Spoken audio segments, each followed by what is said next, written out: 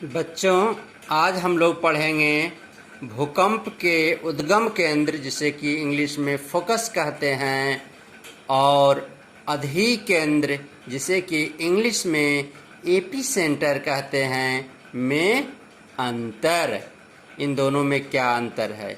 जब भी भूकंप से रिलेटेड क्वेश्चंस आते हैं तो उसमें ये दोनों वर्ड जरूर आते हैं, एपी सेंटर और फोकस। ये दोनों में क्या अंतर है? हिंदी में उद्गम केंद्र और अधि केंद्र में क्या अंतर है?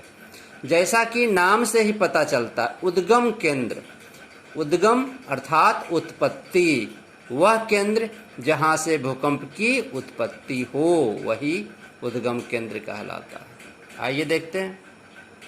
उद्गम केंद्र अर्थात फोकस पृथ्वी के अंदर जहाँ से कंपन उत्पन्न होता है, अर्थात प्रारंभ होता है, फर्स्ट कंपन, पहला कंपन जहाँ से आता है, कंपन की जहाँ से उत्पत्ति होती है, उस स्थान को भूकंप का उद्गम केंद्र फोकस कहते हैं। जिस स्थान से भूकंप की उत्पत्ति होती है उस स्थान को हम लोग भूकंप का उद्गम केंद्र कहते हैं। अगला वर्ड है अधि केंद्र, इसे इंग्लिश में एपी सेंटर कहते हैं। इसके बारे में जानें।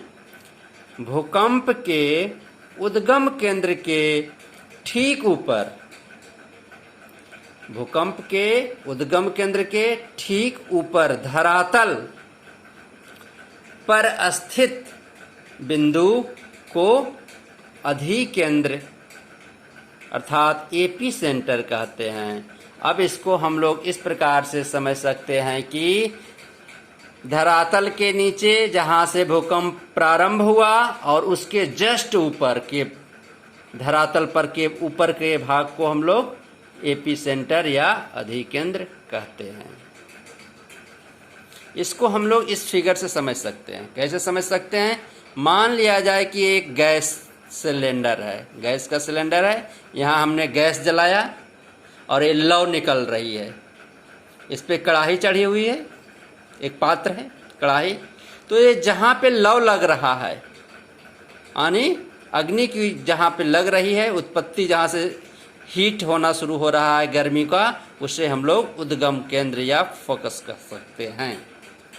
और इस पात्र के कढ़ाई के अंदर जहाँ पे पहला हीट प्रारंभ हो रहा है, यहाँ पर से ऊपर से कढ़ाई में हम हाथ डालते हैं अगर, तो ऊपर से जहाँ पहली बार मुझे गर्मी महसूस होगी उसे हम लोग एपी सेंटर या अधि केंद्र भी कहेंगे। या तो इसको अगर हम लोग पृथ्वी मानते हैं तो पृथ्वी में यहाँ से भूकंप की तरंगे प्रारंभ होती है और ऊपर में जहाँ पे हम लोग तरंगे को महसूस करते हैं, धरातल का ऊपरी भाग, तो जहाँ से प्रारंभ होती है फोकस हो गया। जहाँ धरातल का ऊपरी केंद्र है, जहाँ पहले बार कंपन आया उसके ठीक ऊपर का भाग, इसे हम लोग अधि केंद्र के नाम से जानते हैं या एपी सेंटर। इस तरह से बच्चों, मुझे अनुमान है कि आप लोगों को यह समझ में आ गया होगा कि फोकस और एपी सेंटर में क्या अंतर है, उद्गम केंद्र और अधि केंद्र में क्या अंतर है। थैंक यू बच्चों।